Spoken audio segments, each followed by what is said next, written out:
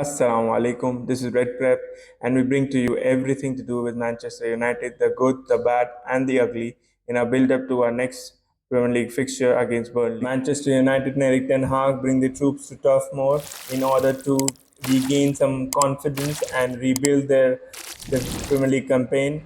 Burnley under Vincent Company haven't started well, even though their last match was a draw and the first point in the Premier League. However, it'll be Manchester United who will be under the scanner.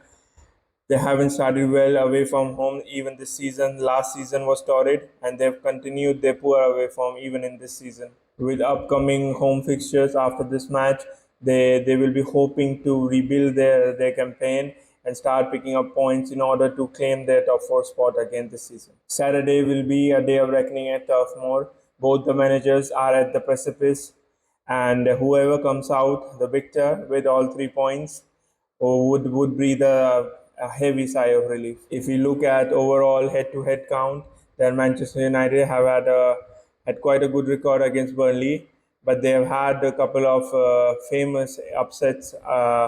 Both at Turf Moor and at Old Trafford. Rodriguez, who was hero of the last victory Burnley had at Old Trafford, is still playing for them, and with Lyle Foster having received his red card last week, he should start in this match as well. Burnley are second from the bottom right now in the Premier League, and they'll be fighting for every tackle, every header, and they will want, especially Company, who is an ex-Manchester City captain, would want to get one over Eric Ten Hag at Manchester United in this match. Company is a modern manager, and he likes to play with the ball. His game is possession based, and his team certainly plays in his image, especially from the back. The keeper Trafford is actually quite good at building from the back and passing through the lines, and the strikers and forwards are good at counter pressing as well.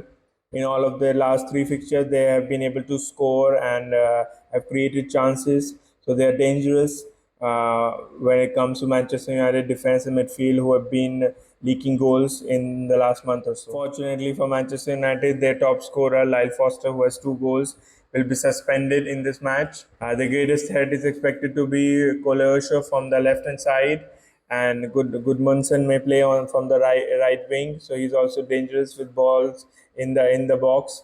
And the wingers are always dangerous. Also, the fullbacks are quite adept at marauding down the flank and pulling back balls for their midfielders to run into the box. To look after in midfield is Cullen, who is good at counter pressing and is a metronome in the midfield, and he keeps on ticking the play, and he's very patient on the ball, very composed, and he'll be one to watch. And if United want to get some joy out of Burnley, then they'll need to get the ball off of him.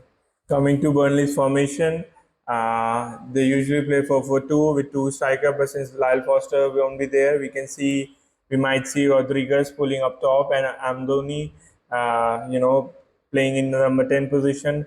Monson could start on the right hand side. Otherwise, they can also fill up the midfield and add another midfielder in Brownhill or Jack and flood that midfield, and you reduce gaps within that section of the field, and play with the 4-5-1 formation. For Manchester United, we usually go with 4-2-3-1 formation with double pivot of Eriksen and Casemiro. But in last match against Brighton, we played a diamond in field, and Pelistri can play there with Fernandes at the top of the diamond. But I think if we go with the diamond, then Pelistri would be substituted with McTominay, who would give a more physical presence in midfield.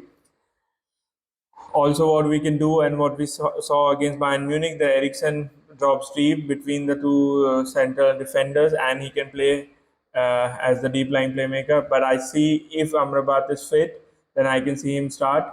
And Casemiro should be pushed forward, and he got 2 goals in midweek, and he could get more goals here. Also, if Varane is fit, then I could see him start and provide the kind of leadership from the back. One thing that is for certain, that no matter what the result is, and even if the performance picks up, then the vultures are circling around the club, and especially Eric Ten Hag. With Sales, Sancho, and Scarlet Leaks, the club is a mess. and Eric Ten Hag seems to be turning into the villain that we never thought he would. With ludicrous stories of his agent interfering with the club's policies in terms of transfers, there is a certain witch hunt against the manager, and if we don't get a favorable result against Burnley, then it'll only up the ante against him. The journals are certainly sharpening their knife on the wedding stone. They're keeping their ink dry because there is no better or bigger story than Manchester United. Eric Ten Hag has fallen foul to a lot of fans, even because of his obduracy, of his obstinacy in picking certain players and not dropping them even after stinkers on the field. When Eric Ten Hag arrived at the club last season, he was a breath of fresh air, and he brought a clear action plan. There was a clarity of thought, clarity of what to do to chart out a course for United to reclaim their throne as the biggest and the most successful club in England. But I think the patience is running out. The hopes have been dashed. I mean, they've been dwindling since last 3 or 4 months. Even at the back end of the last season, we were not putting in performances, even though we got the results. With Manchester City grabbing the treble and looking even more menacing this season, Eric Ten Hag could mark the darkest chapter in Manchester United history, and a loss at Turf Moor could be the final nail in the coffin.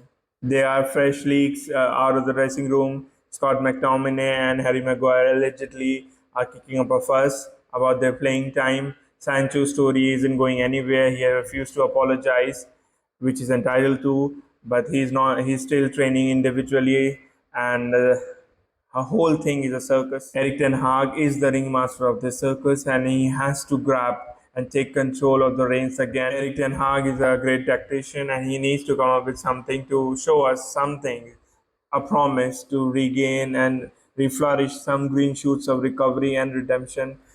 For Manchester United, Burnley could be a step on this resurgence, but it seems unlikely.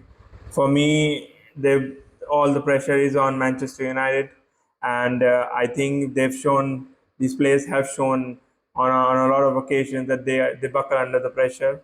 And if Burnley score early, then it could be mayhem for Manchester United. I mean, we could actually lose the plot and could end up conceding 2-3 goals even at Burnley. But if we can take our chances, which we do create, and if we are able to score early, then I think it will calm down players, and we might get into our groove and can see us getting a comfortable victory. I'm not super confident about Manchester United against anybody right now, but if we are able to get a victory and 3 points from Burnley, I think the next two away fixtures we can build on that, and we can see before the next international break we can get semblance of sanity, semblance of respect in terms of our position in the Premier League. Inshallah, we'll have a positive result to report and analyze in our next Red Dissection episode.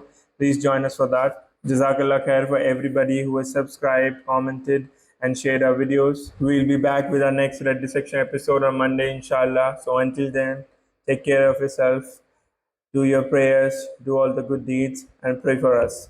Assalamu alaikum.